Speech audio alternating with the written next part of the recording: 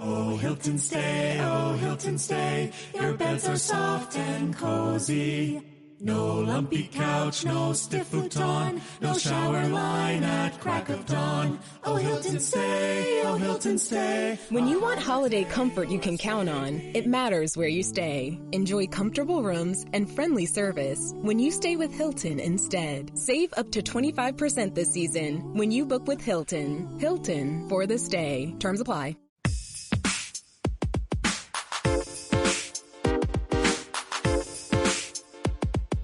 Welcome to From Dorms to Desks, job hunting tips for those early in their careers.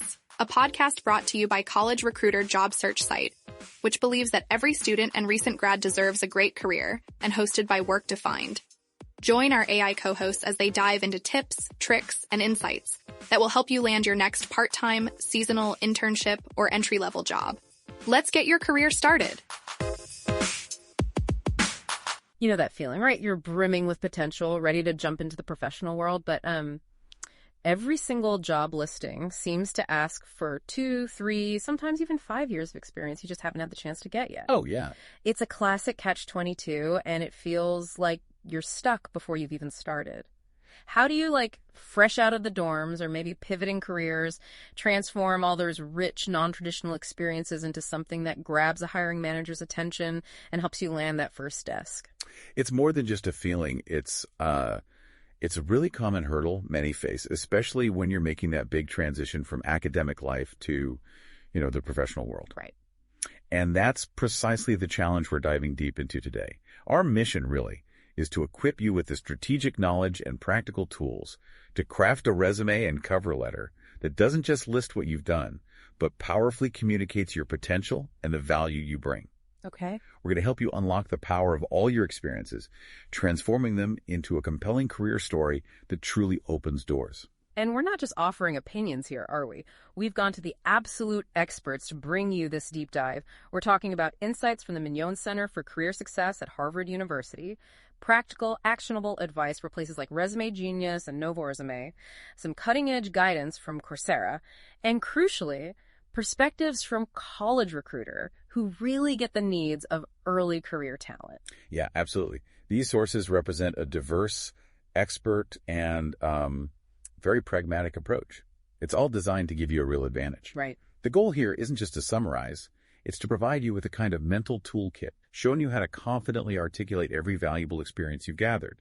Because when you truly understand the hidden value in your unique journey, your application won't just meet expectations, it will genuinely stand out. Okay. Let's unpack this and jump right into crafting that critical first impression. So let's kick things off with the fundamental document. About it, the resume. We often think of it as just a list of old jobs, but what is it really in the eyes of a recruiter? That's a crucial distinction to make. The Mignon Center at Harvard defines a resume as a brief, informative summary of your abilities, education, and experience relevant to the role you're applying for. Okay. But beyond just that definition, it's a critical bridge. It's the first tangible piece of evidence of your professional self. It's designed not just to inform, but to spark curiosity enough to land you an interview. Ah, like a movie trailer. Exactly. Think of it as your professional movie trailer giving just enough compelling footage, hinting at your capabilities to make them want to see the whole feature.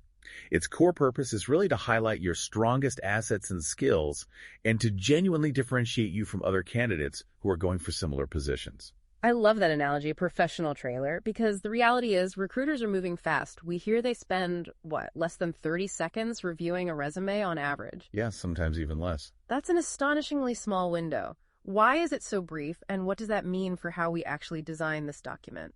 Well, it's not arbitrary. It's really a reflection of sheer volume and cognitive load. Mm-hmm. Just imagine a hiring manager sorting through hundreds, maybe thousands of applications for a single role. Wow. Their brain becomes a rapid pattern matcher, not a deep reader. Your resume needs to be almost like a yes-no decision machine for them, not a long story. Right. That 30-second rule means your resume has to be super scannable, visually appealing, and immediately communicate your fit. If it's not instantly clear how you align with the role, you risk being overlooked simply because they don't have the luxury of deep diving into every single application. Okay. The purpose isn't to guarantee a job, obviously, but Harvard calls it an important element toward obtaining an interview. So every word, every section needs to be clear, concise, and really easy to skim. And that leads us perfectly into maybe the single most critical principle of resume creation, the art of tailoring. This isn't just a suggestion, right? Yeah. It's absolutely non-negotiable for success. Precisely. Your resume absolutely must be tailored to the type of position you are seeking. This isn't about making things up or being dishonest, of course. Sure.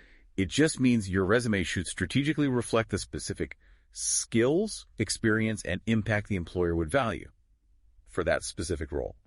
It's about choosing what to emphasize, what language to use, how to frame your accomplishments.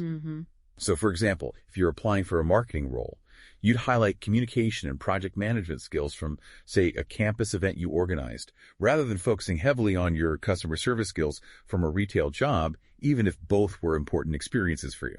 Okay, that makes sense. And what's fascinating here is that this tailoring isn't just for the human eyes of a hiring manager anymore, right? It's also absolutely crucial for applicant tracking systems, or ATS. Oh, definitely. We hear a lot about these, and they can feel a bit mysterious, almost like a black box. What exactly are these systems, and why are they so critical for tailoring? That's a great point. Yeah, imagine ATS is a really meticulous but incredibly literal gatekeepers. These are the software programs that tons of companies use now to scan and filter resumes for keywords before a human ever even sees them. Okay. It's not reading for nuance or subtext. It's scanning for exact or very close matches from the job description itself. So if the job description says proficient in project management software, and your resume maybe says expert with PM tools, the ATS might not make that connection. It's pretty literal. Right, it needs the exact words. Pretty much. It's why mirroring their language, integrating those vital keywords and phrases directly from the job description, is like speaking directly to the machine. It just significantly increases your chances of getting past that initial automated screening and actually landing in the hands of a human recruiter. So tailoring is our secret weapon. Got it. But even with the best intentions, it sounds surprisingly easy to trip up. Let's look at some of the most common pitfalls that can derail even a perfectly tailored resume.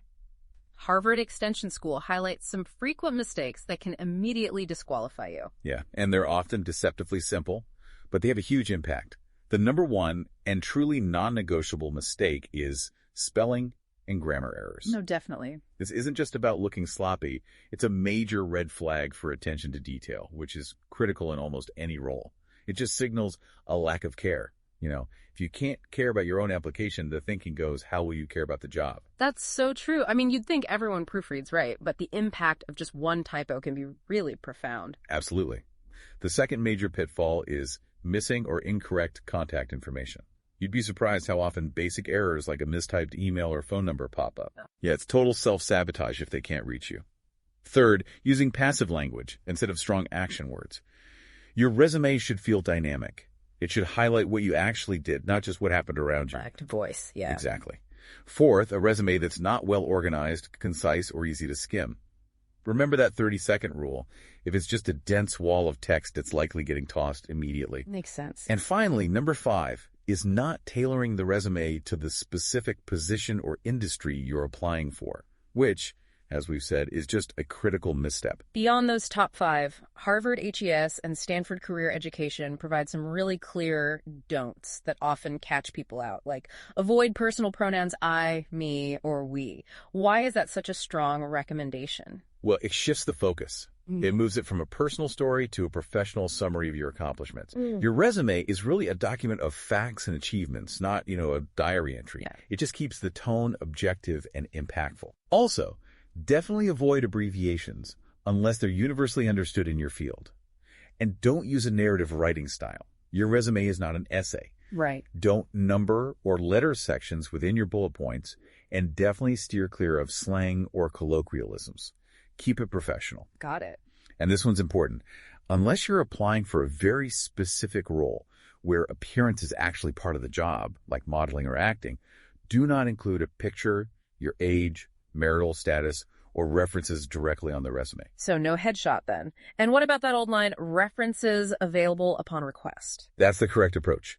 You can simply state references available upon request, maybe on a separate document you bring to an interview, or often just don't include it at all. Employers will ask for them when they're ready. Okay. You also want to ensure consistency.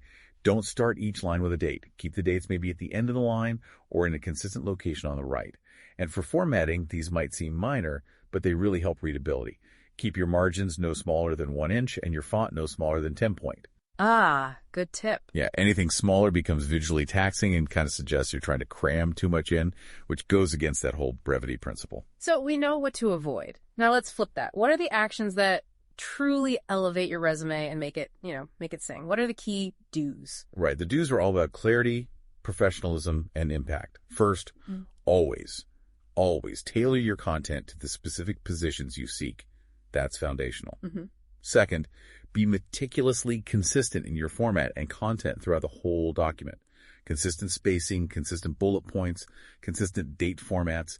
It all signals attention to detail. Okay. Third, make it easy to read and follow. Pay attention to balancing white space so it doesn't look too crammed. A cluttered resume is just a confusing resume. I can just picture a recruiter's eyes glazing over a dense, inconsistent document. Exactly. Fourth, use consistent spacing, underlining, italics, bold, and capitalization for emphasis, but use them sparingly and intentionally. Don't go crazy with the bolding. Got it. Fifth, for your headings, list them in order of importance. Typically that's education, then experience for recent grads, or maybe experience then education for more seasoned folks. Right. And within those headings, always list information in reverse chronological order, with your most recent experience first. That's the standard recruiters expect. Okay. Finally, and this is crucial, convey your impact. Quantify and qualify your accomplishments whenever possible. Use numbers. And always proofread thoroughly. Better yet, get others to review it too. A fresh pair of eyes can catch things you've just stopped seeing. That emphasis on conveying impact brings us nicely to crafting truly impactful language. It's not just about what you say, but how you say it. What makes resume language powerful? Well, your resume language should be specific rather than general. So instead of just saying managed a team, try to describe what the team managed, how many members it had, and what outcomes were achieved, like managed a team of 5 engineers to deliver Project X on time. Much better. Yeah. It needs to be active rather than passive. You didn't just participate in a project. You led a project or developed a strategy or analyzed data. This shifts the narrative from I was just there to I made this happen. A powerful verb tells a recruiter in a single glance that you're a doer, not just an observer. So it's about making sure your contribution is undeniable. Precisely. The language should be written to express, not impress. That means it should be articulate rather than, flowery or overly wordy. Right. Keep it straightforward. Yeah, and it needs to be fact-based. Quantify and qualify whenever you can. Think numbers, percentages, specific outcomes. These are the hard data points that recruiters really respond to. And critically, remember, it's written for people who scan quickly, so it needs to be digestible at a glance. Each bullet point should be a concise, impactful statement. No long paragraphs. This is where those powerful action verbs come in, right? They're like the engines driving your bullet points. Absolutely. Action verbs are absolutely vital for starting each bullet point because they immediately communicate what you did and the impact you had. It's not just about using a strong word. It's about shifting that narrative from I was there to I made this happen. Okay. So, for instance, using Harvard's list as a guide, under leadership, you might use verbs like accomplished, administered, coordinated, developed, led, or supervised. These instantly tell a recruiter you took charge. So instead of was a part of a team that achieved X, you'd say led a team of 4 to achieve X. That's a huge difference in conveying leadership, isn't it? It's a massive difference. For communication, think about verbs like addressed, authored, collaborated, developed, edited, presented, or wrote. These really highlight your ability to convey ideas clearly. In research, effective verbs include analyzed, conducted, discovered, evaluated, investigated, or tested. If you have technical skills, use verbs like assembled, built, designed, engineered, programmed, solved, or upgraded. And for quantitative achievements, which are always impressive if you can include them, you could use administered, analyzed, budgeted, calculated, forecasted, managed, or maximized. These verbs help you describe your impact, not just your duties. Even if the experience comes from, say, a class project or a volunteer role, they tell a powerful story of what you can actually achieve. Now that we understand the power of language, let's look at the essential sections you need to include in your resume, starting right at the very top. Your contact information seems basic, but it's non-negotiable. Correct. And it needs to be crystal clear and totally professional. Include your full name, a professional email address. Definitely think firstname.lastname@email.com, not, surferdude88@email.com or something. Right, definitely not. Your phone number and your city and state. For roles where location might be less relevant, maybe just city, state is fine. Optionally, you can add your LinkedIn profile URL, especially if it's well-maintained and professional. Good point. And maybe a professional website or portfolio if it's relevant to the jobs you're applying for, like if you're a designer, writer, or developer. Okay. Next up, you have an important choice to make. An objective or a summary statement. What's the difference and who should use which one? Yeah, it's crucial to understand the distinction and choose wisely based on your experience level. If you're a recent graduate, maybe a student with limited traditional work experience, or just starting out in your career, an objective statement is usually more appropriate. Okay. This is generally a concise, maybe 2 to 5 sentence paragraph that outlines your key skills, your immediate career goals, and really showcases your enthusiasm for the position. It tells the employer what you're looking for and what you bring to the table. Like what? Give me an example. Sure. Something like highly motivated recent graduate with strong analytical skills seeking a data analyst position where I can leverage my academic background in statistics and passion for problem solving to contribute to team success. Yeah. See? Specific role, key skills, contribution. Got it. So it's about stating your intent and what you hope to achieve for them. Exactly. Yeah. Now, for more experienced professionals, a summary is usually better. This is typically a brief, maybe 1 to 3 sentence description of your overall experience and qualifications, highlighting your top achievements or skills right up front. Oh. Both of these sections, though, the objective or the summary, should be carefully crafted to emphasize traits and skills that are directly pulled from the job description you're targeting. They're like a quick snapshot to hook the reader immediately. Then we get to education, which for many of our listeners coming from dorms to desks is probably a pivotal section, what absolutely needs to be here. You should always include your degree-granting institutions, listed with the most recent one first. Specify the full degree you received. Be precise, like Bachelor of Science in Marketing, not just marketing degree. Include your major and your graduation date or your projected graduation date. Mm-hmm. Now, there are some valuable optional details you can add, especially if your work experience section is a bit light. Things like minors or specialization areas, relevant coursework, maybe list specific course titles like data modeling or advanced Java programming if they directly align with the job. Good idea. Your GPA, if it's strong, say above a 3.5, otherwise probably best to omit it. Any honors or awards like Dean's List, and maybe the title of a significant senior research project or thesis if it's relevant. Okay.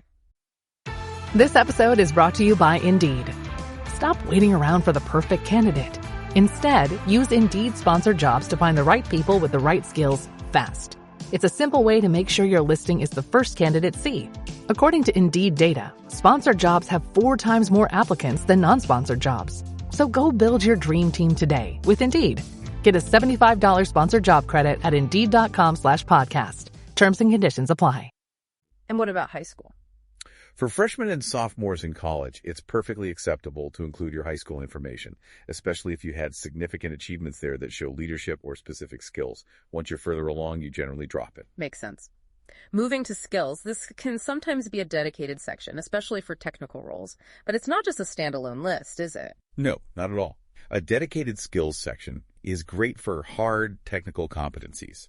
Things like programming languages, Python, Java, C++, specific software proficiencies, Adobe Creative Suite, Salesforce, specific CAD software, or specialized tools, lab equipment, statistical software like R or SPSS. Right. But it's absolutely critical to remember that skills should also be woven throughout other sections of your resume. Don't just list project management as a skill. Demonstrate its practical application within your experience, bullet points. How so? Like instead of just listing it under a project description, write something like, managed a project budget of $5,000 for a university-wide event, coordinating 10 volunteers and delivering a successful outcome 3 days ahead of schedule. That shows not just what you know, but how you've used it to achieve actual results. That's much more powerful. Definitely more powerful. And finally, there are a number of additional information or optional sections you can include to further strengthen your application. What kind of things go here, and how do we decide what actually makes the cut? Yeah, these sections are your chance to add a bit more depth and maybe some personality, but you always have to be strategic about it. They might cover things like computer skills beyond the core technical ones, languages, including proficiency level basic, conversational, fluent, volunteer work if it's not detailed elsewhere, maybe sports or significant interests, certifications like PMP or specific IT certs, professional memberships, or even publications and awards. Quite a range. It is. But the golden rule here, as our sources really emphasize, is quality over quantity applies only include sections that strengthen your application and are directly relevant, or at least add positive context, to the job you're seeking. Right. So if your hobby is, competitive eating and you're applying for an accounting role, it might not add much value. Probably not. Probably not. But if you're a keen open source contributor in your spare time and applying for a tech role, that's definitely worth including. It shows passion and skill beyond the classroom or workplace. With all those elements in mind, let's talk about how you actually structure your experience on the page. There are primarily 3 resume formats you'll encounter, each suited for different career stages and experiences. Right. The first one, and the most common, is the reverse chronological format. This is widely considered the gold standard for most applications, especially in the US and UK. Okay.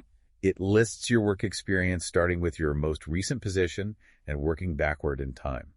This format is ideal if you have a fairly steady career progression and consistent employment history, because it clearly shows your growth over time. So recruiters like this one? Yeah, most recruiters prefer this format because it's easy to scan and clearly shows your recent career development. It answers that "what did you do last?" question immediately. Then there's the functional skills-based format. This one takes a different approach entirely, doesn't it? It does. Yeah. It emphasizes your abilities and strengths rather than focusing heavily on specific employment dates and job titles. This can be a real lifesaver for students, recent grads with very little formal work experience, maybe people with significant gaps in their employment history, or career changers who want to highlight transferable skills gathered from really diverse backgrounds. Ours look. This format typically groups your skills by category like communication skills, project management skills, or data analysis skills, and then provides specific achievements or examples within those skill areas, often without tying them to specific dates or jobs. Interesting. It can be effective, but some recruiters are a bit wary of it because it can sometimes obscure a spotty work history. So use it judiciously. Okay. And the third option. And finally, we have the combination format. As the name suggests, this format intelligently combines elements of both the chronological and functional approaches. It allows you to maybe group your experiences by functional areas first, perhaps research experience or teaching experience, and then within those sections, list the specific activities or roles in reverse chronological order. Ah, like the best of both worlds. Kind of, yeah. This can be very effective if you have diverse experiences you want to showcase under overarching skill themes, offering both a skills-focused overview and a chronological timeline within those skill categories. It gives structure while still highlighting key abilities. Here's where it gets really interesting for many of you listening, especially those without that long history of traditional employment. These formats, particularly the functional and combination styles, can be incredibly adaptable, allowing you to highlight your strengths even when you feel like you're starting from scratch. It's about finding the structure that best tells your unique story, emphasizing what's most relevant to the role you're gunning for. That's a perfect lead-in, because we really need to shift our mindset around what experience truly means. For anyone coming from dorms to desks, this is absolutely fundamental. College Recruiter, for instance, emphasizes that experience isn't limited to paid jobs or formal internships. That's huge. It really is. It's about demonstrating knowledge, showcasing initiative, and highlighting transferable skills. Employers, especially for entry-level roles, are often looking for potential, not perfection. And your non-traditional experiences are often key indicators of that potential. They want to see that spark, that drive, that willingness to learn. So what does this all mean for you, the listener? It means that pretty much everything you've done, from your toughest class projects to leading a campus club, from your weekend volunteer shifts to managing your own personal projects, can be reframed as valuable experience. Employers, especially those recruiting entry-level talent, understand that you're building your career story. They're often looking for that innate curiosity, that drive, that shows you'll be a great fit and a quick learner. It's really about how you articulate the skills you've gained, not just the title on a pay stub, right? It's about demonstrating your capacity to contribute. Precisely. It's about translating what you did into the language. Employers understand skills, accomplishments, impact. Let's delve into how you can leverage academic and campus life specifically, because these are often overlooked gold mines of experience, especially for those just starting out. Okay, great. Where do we start? First, think hard about your class projects and academic work. If a specific course or a major project connects directly to the job you're applying for, it absolutely deserves a place on your resume. How would you list that? You can create a dedicated, relevant coursework section, or maybe an academic projects section. And don't just list the class title, describe the projects within it. Think about significant research papers, lab experiments you designed, group presentations you led, design work, complex coding assignments, or any collaborative assignments where you played a key role. So give specifics. Exactly. For instance, College Recruiter provides a great illustrative example. Led a team of 4 to develop a marketing campaign for a local business as part of a final project. That single sentence showcases not just experience in campaign development, but also leadership, teamwork, and project management skills, all without it being a paid job. That's a fantastic example. Or to take it further, think about a science student. Maybe designed and executed a 3-month-long genetic sequencing project, successfully identifying a novel mutation in Drosophila DNA utilizing PCR and bioinformatics software. That demonstrates research skills, technical proficiency, problem-solving, and project execution. Or for a humanities student, perhaps authored a 50-page thesis analyzing the socioeconomic impact of urban gentrification, involving extensive qualitative research, data interpretation, and persuasive writing. This highlights research, critical thinking, analytical skills, and strong communication. The key is always to break down the project into those transferable skills and, if possible, measurable outcomes. And beyond the classroom itself, your extracurricular activities and campus involvement are incredibly valuable too, aren't they? Oh, hugely valuable. Yeah. Leadership roles in clubs, organizations, sports teams, they demonstrate a wealth of transferable skills that directly translate to almost any workplace. Like what kind of skills? Well, Resume Genius breaks it down nicely. If you are involved in student government, you're demonstrating leadership, public speaking, negotiation skills, maybe budget management, and definitely prioritizing tasks. A club president shows planning ability, scheduling, delegating tasks, managing budgets, and communicating effectively with a group. Being part of a language club isn't just a hobby. It's a valuable asset in today's globalized world, showing cultural awareness and a specific hard skill. Arts involvement, whether it's theater, graphic design for a campus paper, playing in a band that highlights creativity, discipline, often teamwork, and unique problem-solving perspective. And sports. And sports participation just screams drive, motivation, discipline, resilience, teamwork, and communication under pressure, all things employers love. So it's not just about listing the activity, but extracting the skills it helped you build. Exactly. It's about the story the activity tells about you. College Recruiter gives another strong example. Planned and organized a fundraising event that successfully raised $2,000 for charity. This quantifies a clear impact, $2,000 raised, and demonstrates event planning, fundraising, leadership, and maybe even financial management skills. You can look at Harvard samples, too, like Jeanette Powell's role as a resident assistant or Joe Student as a program director for SAT Success. They effectively show how to detail these roles using action verbs and highlighting specific achievements, not just listing a title. An RA doesn't just help students. They might have mediated conflicts for 50 residents, fostering a positive community environment and reducing incident reports by 15%. That's specific and impactful. That 15% reduction really makes it concrete. This emphasis on projects really highlights their power, doesn't it? They seem fantastic for showing practical experience, skills, and accomplishments, especially when you might not have a long list of traditional jobs yet. They absolutely are. They're especially valuable for students, recent grads, career changers, freelancers, basically anyone lacking extensive formal work experience. Projects allow you to point to something concrete you actually built, analyzed, or managed. It demonstrates initiative and capability in a really tangible way. So what kinds of projects can we include? Well, Resume Genius outlines several types you can leverage. First, academic projects, as we just discussed. List these maybe in your education section or a dedicated project section. Include the project's name, the dates or semester it took place, and a short description highlighting the relevant skills you used or developed. Right. For example, led a group of 4 students to coordinate with Philadelphia History Museum to help document and preserve Renaissance-era historical articles. That shows leadership, project coordination, maybe attention to detail, depending on the specifics. Okay. What else? Then there are work projects. These would naturally go under your work experience section. Here, you'd use action verbs and hard numbers to detail specific initiatives you undertook within a job role, even if it was an internship or part-time job. So even if your job title was just intern, a significant project you contributed to could really stand out. Precisely. Don't just list duties. List projects and accomplishments within those duties. And then you have freelance projects. These can go in your professional experience section or maybe a dedicated freelance work or consulting project section. How would you list those? You detail the client or type of client if confidential, your duties, key achievements, quantified if possible, and the dates. An impressive example might be completely overhauled an existing e-commerce platform to improve user experience for a small business client, resulting in reduced page load times by 60% and improving SEO rankings by 2 positions within 3 months. Wow, that's specific and shows real impact. Exactly. It demonstrates technical skills, problem solving, client management, and measurable results. And don't forget personal projects. These are your passion projects, the things you do outside of formal work or school that demonstrate relevant skills. Where do these go? You typically create a personal projects or maybe relevant projects section for these. For instance, if you're applying for a social media manager role, maybe you have a travel blog you designed to maintain yourself. Okay.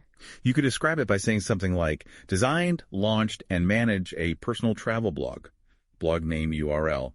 Creating bi-weekly content, articles, photos, videos, growing audience engagement by 30% over 6 months, and utilizing SEO best practices and graphic design tools. Canva, Adobe Express. That demonstrates design skills, content creation, engagement strategies, analytics understanding, and specific tool proficiency, all directly applicable, even though you weren't paid for it. That's a great example. What about for tech roles? Absolutely. For a software developer, maybe a personal open source project you contribute to on GitHub, or even a simple app you built to solve a personal problem. You could list it like developed app name and Android application for purpose using Java and Squide, published on Google Play Store link if applicable. It showcases coding ability, problem solving, initiative, and the ability to complete a project end to end. Okay, so projects are powerful. A common question that probably comes up is, how many should you actually include? That's a good question. If you're creating a separate section for them, the general advice is to limit yourself to maybe the 3 to 5 most recent and most applicable ones. Quality and relevance always trump quantity. It's much better to deeply explain 3 really impactful projects than to briefly list 10 minor ones that don't really connect to the job. Makes perfect sense. Moving beyond projects, volunteer work is another area you mentioned as an absolute skill-building goldmine. It really is. It's not just about, doing good deeds, though that's great too. It demonstrates your motivation, your passion for a cause, and often a whole host of incredibly valuable transferable skills like teamwork, organization, communication, leadership, empathy. The list goes on. And employers value it. Many do. Plus, it shows community involvement, which can be seen as a sign of being a well-rounded person and potentially a good team player. Remember that LinkedIn survey finding 1 in 5 hiring managers consider volunteer experience a real hiring factor. Wow, 1 in 5. So who benefits most from highlighting this? Well, it's particularly important for those with limited paid professional experience, like students who are just starting out. It's also great for career changers who might have gaps on their resume or want to highlight leadership skills they haven't yet had the chance to develop in a traditional professional setting. Okay, so how should you list it? Same as regular work? Pretty much, yeah. If the volunteer work is significant and relevant, use the same format as your work experience. Include the organization's name, your role or title, even if informal, like team lead or event organizer, the location, the time frame you volunteered, and then bulleted accomplishments using action verbs and hard numbers whenever possible. Give me an example. Sure. Instead of just volunteered at food bank, you could say, food bank volunteer, city food bank, Anytown, USA, June 2023 present. Then bullets like, train 5 new volunteers on intake procedures, helping them develop a strong commitment to community service and reducing onboarding time by 20%. Or help prepare and dish out meals to over 200 clients per day, ensuring efficient and compassionate service delivery. That's much stronger. It shows training, leadership, efficiency. Exactly. It moves beyond just helped out to quantifying your contribution and highlighting specific skills. Now, if the volunteer work is maybe less directly relevant to the job, you could use a shorter format in a dedicated volunteer experience or community service section. Perhaps just listing the organization and role without detailed bullet points. Okay. Harvard HES also provides strong samples showing effective ways to present volunteer efforts. like Kelly T. Victory's work as a volunteer in Latin America. You can imagine her writing something like coordinated logistics for medical mission trips, serving 5 remote villages, managing travel, supplies, and translation needs for a team of 12 medical professionals, which demonstrates incredible logistical planning and cross-cultural communication skills. That's impressive. And let's not dismiss part-time jobs and hobbies either. Even seemingly unrelated part-time gigs or weekend work can be incredibly valuable, right? Absolutely. Yeah. Don't underestimate them. Those roles, whether it's retail, food service, maybe babysitting, driving for a rideshare, or even dog walking, they often demand and help you develop highly sought-after transferable skills. Things like time management, communication, conflict resolution, problem-solving under pressure, and customer service are built in these roles. How do you frame those? Think about the underlying skills. A retail job isn't just folding clothes. It teaches inventory management, handling transactions accurately, maybe upselling or customer negotiation, and definitely dealing with diverse personalities. A food service role builds incredible resilience, teamwork in a high-stress environment, and rapid problem-solving when things go wrong. So true. College Recruiter offers a great example phrase. Provided exceptional customer service in a fast-paced retail restaurant environment, consistently resolving customer issues quickly and ensuring guest satisfaction, contributing to a 10% increase in positive online reviews. Or, for a babysitting role, manage schedules, meals, and educational activities for 3 children aged 4 to 10, demonstrating strong organizational skills, responsibility, and adaptability. It's all about extracting those underlying universally valuable skills. Okay. And what about hobbies and interests? When should you include those? The advice here is generally to include these only if they are relevant to the job you want, or if they genuinely give insight into your personality, motivations, or specific skills in a way that strengthens your application. So not just random hobbies. Probably not. But for instance, if you're applying to a tech startup known for its collaborative, maybe slightly nerdy culture, listing relevant tech-related hobbies like coding personal projects, building websites, contributing to open source, or being proficient in tools like Figma or Adobe Photoshop could be highly beneficial. Resume Genius suggests adding these maybe in a dedicated skills or interests section with bullet points. You see examples in the Harvard HES samples too, like Joe Frosch listing jazz and basketball. Now, these might seem unrelated, but they could subtly hint at things like creativity and improvisation, jazz, or teamwork, discipline, and competitiveness, basketball. If the rest of your resume is strong, these can add a touch of personality and well-roundedness. The key is always relevance and strategic inclusion. If your hobby gives real insight into your work ethic, like running marathons might suggest endurance and goal setting, a specific skill set, like chess suggesting strategic thinking for an analyst role, or a passion that genuinely aligns with the company's mission or culture, it can be a subtle but potentially powerful differentiator. It helps paint a fuller picture of who you are beyond just the work and education sections. This all raises a really important question. We've talked a lot about identifying and showcasing these diverse experiences, pulling out skills from everywhere. But how do you really articulate them? How do you weave them together into a coherent and truly compelling narrative that makes them stand out for an employer? Not just on the resume, but in your entire application package. I guess that's where the cover letter really comes into play. But before we dive headfirst into the cover letter, let's just quickly touch on some special considerations for conveying your education, especially for those who might have unique academic paths, which seems increasingly common these days, like students coming from extension programs or having a mix of different academic experiences. Exactly. That's a great point. Pace of change in the world of business is fast, and that drives incredible complexity for the world of human resources. Welcome to the HR Data Lab's Brown Bag Lunch, a series of conversations with experts inside and outside the world of human resources on how to innovate, measure, and evolve our practices. Our goal is to help provide you with practical examples of how HR has to change and to meet in this complex business environment. Every week, we'll talk to new and different voices on all aspects of human resources. And guess what? You get to chat with us live. Live? Live. So they can answer questions or they can ask us questions.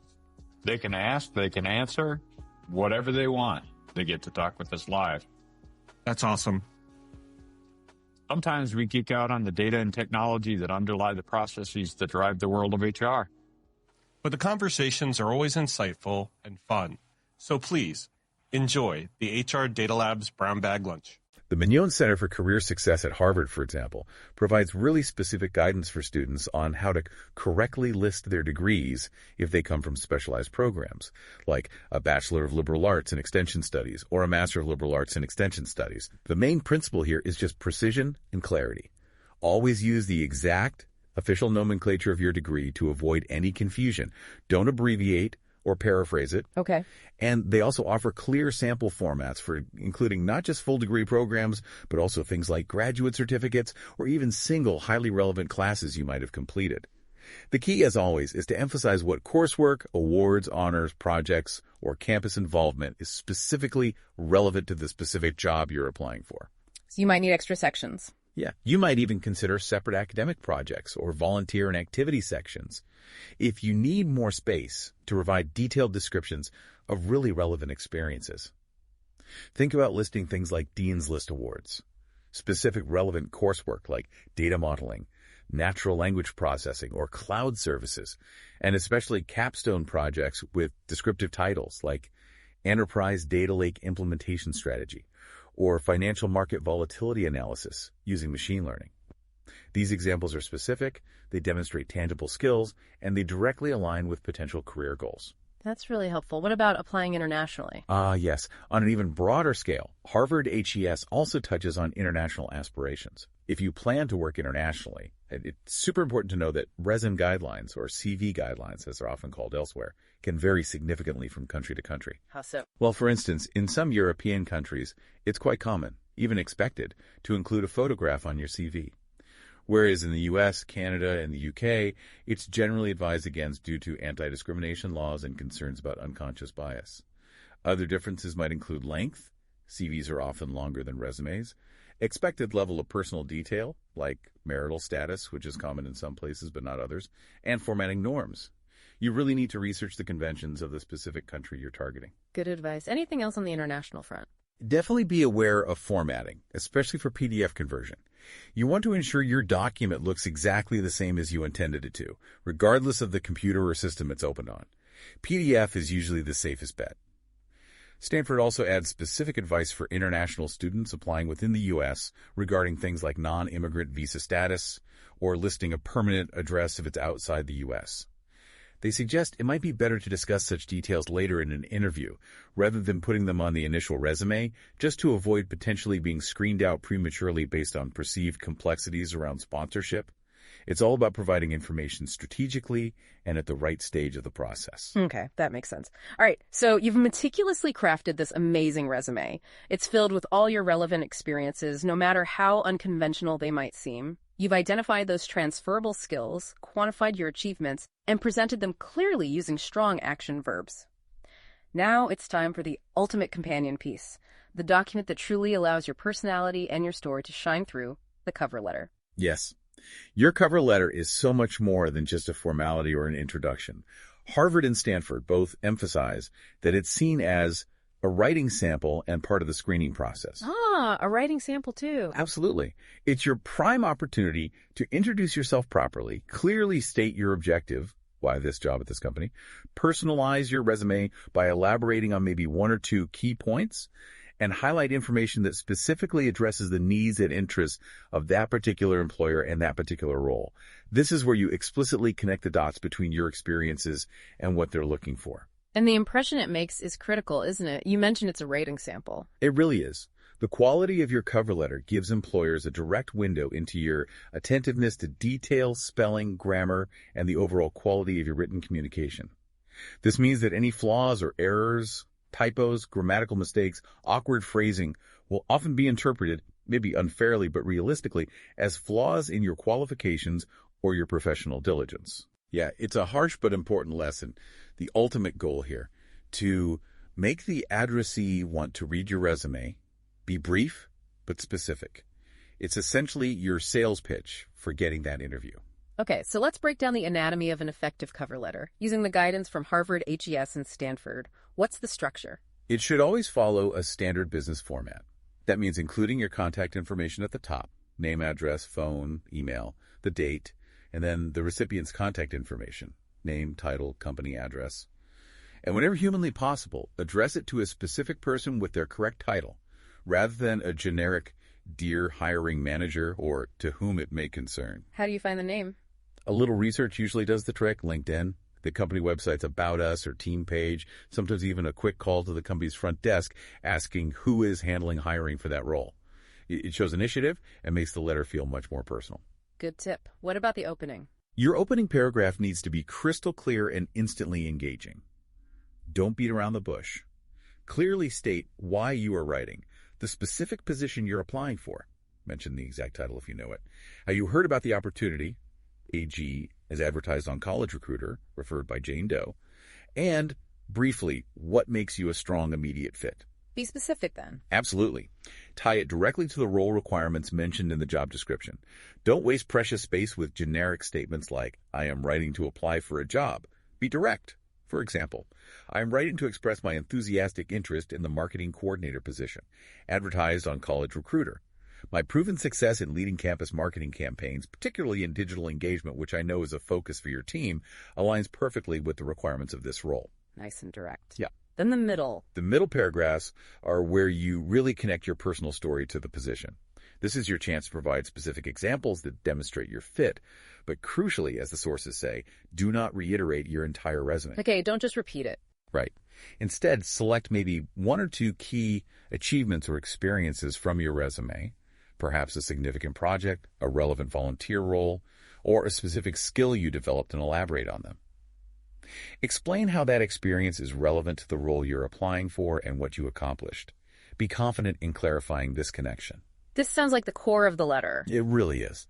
This paragraph is arguably the most important writing sample for the employer. It showcases your ability to communicate effectively and persuasively, demonstrates your analytical thought process in connecting your past experiences to their future needs, and essentially brings those resume bullet points to life with context and narrative. So if your resume just says coordinated fundraising event, this is where you expand on that. Exactly. This is where you tell the story behind that bullet point. You might write something like, in my role as event coordinator for the campus charity drive last semester, I successfully managed a budget of $2,000 and led a team of 10 volunteers. By implementing a new social media outreach strategy, we exceeded our fundraising target by 150%. This experience not only honed my project management and budgeting skills, but also my ability to motivate diverse teams towards a common goal, skills I am confident would be invaluable in supporting your community outreach initiatives. Much more compelling. What about a closing? Finally, in your closing paragraph, you should reiterate your strong interest and enthusiasm for the specific position and the company. Briefly mention why you're excited about this opportunity, thank the reader sincerely for their time and consideration, and then clearly state that you look forward to the opportunity to further discuss the position or my qualifications in an interview. Should you mention following up? Stanford suggests that you can state you will follow up by phone or email within a specified time frame. Just, I will follow up next week to confirm receipt of my application and discuss next steps. This can demonstrate initiative and a proactive attitude. However, only promise a follow-up if you genuinely intend to do it, and be mindful of the company's stated application process. Sometimes they explicitly ask you not to follow up. Use your judgment. Good point. So, to ensure success with the cover letter, what are the key principles we need to remember? Okay, several key principles. First, as with the resume, always tailor it.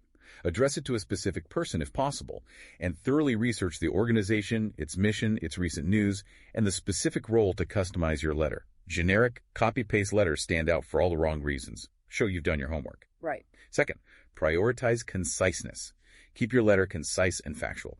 Ideally, it should be no more than a single page, usually around 3 or 4 paragraphs. Avoid flowery language, jargon, or overly complex sentences. Every word should earn its place. Get straight to the point. Keep it tight. Exactly. Third, always give specific examples that support your skills and qualifications. As the sources advise, try to put yourself in the reader's shoes.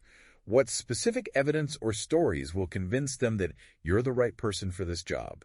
Focus on accomplishments and results. Okay. What else? Fourth, be mindful of your language. Try not to overuse the pronoun I. Frame things around the company's needs and how you can meet them. And just like on your resume, use lots of action words to make your contributions clear and dynamic. Makes sense. Fifth, ensure formatting consistency. Your resume and cover letter should ideally use the same font type and size and similar margins, presenting a cohesive professional package. And always Always check how it looks if you convert it to a PDF, as formatting can sometimes shift unexpectedly, making it look unprofessional. PDF is generally the safest format to send. Good technical tip. What about applying online? Yes. For online submissions, which are super common now, often through web forms, remember these cover letters are frequently expected to be much shorter, maybe half the length of a traditional one. Really? Often, it's just the nature of the application portal, or recruiters are reading them even faster on screen. So they should specifically emphasize how you found the position, what unique value you offer, and your key matching skills, all very succinctly. Be as brief and impactful as possible. Any tips for writing those? A crucial pro tip. Always compose your online cover letter offline first, maybe in a Word doc or Google Doc. Then copy and paste it into the online form. This prevents you from accidentally submitting an incomplete draft if you hit the wrong button, or losing all your work if your internet connection glitches or the web page times out. It happens. Oh, that's a lifesaver tip. It really can be. And again, Harvard HES provides some excellent sample cover letters, like those from Jacob A. McLean and Georgina Santiago, that demonstrate all these principles beautifully. They show how to be both professional and genuinely personalized, telling a compelling story. All right, you've put in the work, you've reframed your experience, you've painstakingly crafted your resume, maybe even multiple versions, and you've written a compelling, tailored cover letter. Now, for that final polish, that critical last look before you hit send or submit, here's a quick checklist to make sure you're truly ready to take that next big step from the dorms to the desks. Okay, this is crucial. First and foremost, proofread carefully. And then proofread again.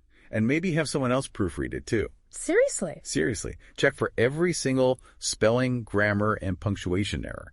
Don't rely solely on yourself or spell check. Those won't catch everything, like using there instead of there. Ask a trusted teacher, a career counselor, a friend with good grammar skills, or a mentor to review your documents. A fresh pair of eyes catches things you've become completely blind to. Remember, even one typo can undermine your credibility. Okay, proofread. Got it. Next. Ensure absolute consistency. Is your formatting consistent throughout both your resume and cover letter? We're talking font style and size, bullet point style, spacing, date formats, heading styles. It needs to look like a matched set. This signals attention to detail and creates a polished, professional impression. Right. And the language. Always, always. Start each bullet point on your resume with a strong action verb. We talked about those power words. They convey your responsibilities and achievements effectively and tell a recruiter immediately what you actually did.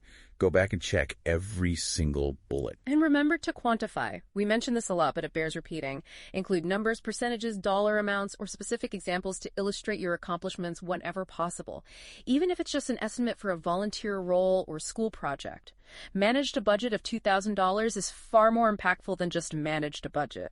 Numbers provide concrete evidence of your impact. Maintain absolute professionalism. Use a professional-sounding email address. Avoid unnecessary graphics, photos, unless specifically requested or standard in that country, or overly complex, distracting layouts. A clean, simple, easy-to-read document is always more appealing and less likely to confuse recruiters or ATS systems. Double-check the sections. Did you include all the necessary resume sections for the specific job you're applying for? Think about whether you need that skills section or a project section, or if your education should come before experience. Tailor the structure too. And when you save your files, use a clear file naming convention and the right file type.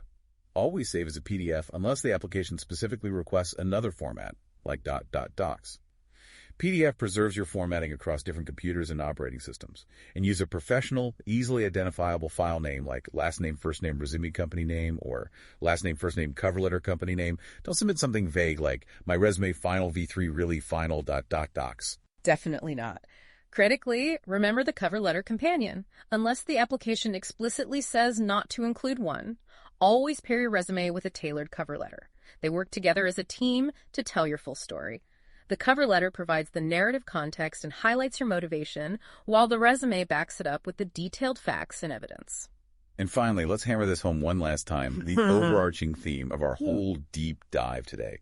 Tailor. Customize your resume and your cover letter for each specific job you apply for. Use keywords directly from the job description. Highlight the skills and experiences they explicitly ask for. This is, without a doubt, your best chance to stand out in a competitive applicant pool and speak directly to the employer's specific needs. It shows you're serious and you've done your research. So we've really come full circle today, haven't we? We started with that universal challenge of having limited traditional work experience, and hopefully we've helped you reframe your entire understanding of what experience truly means. Mm-hmm. We've explored how to meticulously identify and highlight your academic work, your personal projects, your volunteer efforts, and even those part-time jobs, extracting all those valuable transferable skills. And we've dissected the art of crafting a cover letter that doesn't just introduce you, but actively sells your potential and makes a really compelling case for you. And remember, every single professional, no matter how senior, started somewhere. Often, the most compelling career stories are told not just by listing what you did, but by clearly showing how your actions led to positive outcomes. And it doesn't matter as much where those actions took place, whether it was in a classroom, a club, a volunteer setting, or a part-time job. That's a great way to put it. Your ability to identify those transferable skills, articulate those positive outcomes, and connect them directly to a future employer's needs, that's your superpower, especially early in your career. So the question to leave you with is, what story will you tell with your next application? How will you make your unique potential absolutely undeniable? That's a powerful thought to end on. With the preparation we've outlined today, with hopefully a renewed sense of confidence in the value you already bring, and a willingness to keep learning and refining your story, you are absolutely ready to take that next big step in your career journey. You really are. We encourage you, really, to go back, revisit your own experiences, all of them, with this new lens. Start crafting that career story that truly stands out and helps you open those doors, getting you from the dorms to the desks you're aiming for. This has been From Dorms to Desks, job hunting tips for those early in their careers, a podcast brought to you by College Recruiter job search site, which believes that every student and recent grad deserves a great career. Each episode, we dive into tips, tricks, and insights that will help you land your next part-time, seasonal, internship, or entry-level job. Subscribe to this podcast for free now, so you don't miss an episode, and visit www.collegerecruiter.com to find your next great job.